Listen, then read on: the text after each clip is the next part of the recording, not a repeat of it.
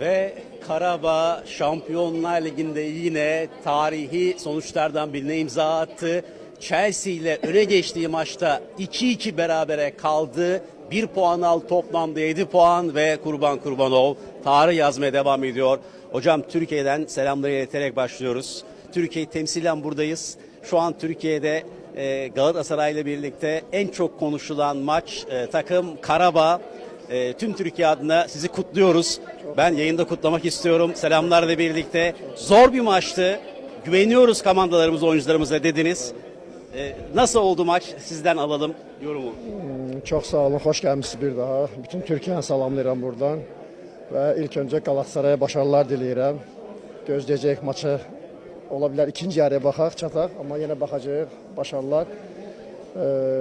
Ve bence keyifli bir oyun oldu. Keyifli bir maç oldu.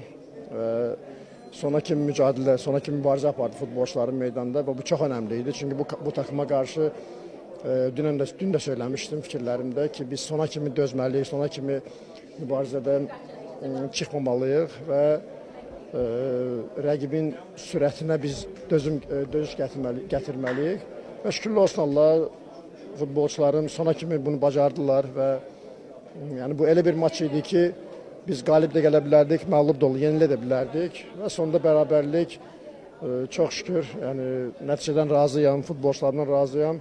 Ve bir daha sizlere çok sağ ol, çok teşekkür ederim ki her maç gelip bizi bu kadar bize əlavə bir motivasiya verirsiniz. Hansı ki biz bütün Türkiye halkını da biz öz yanımızda hissedirik ve bütün Türkiye'ye salamlar burada.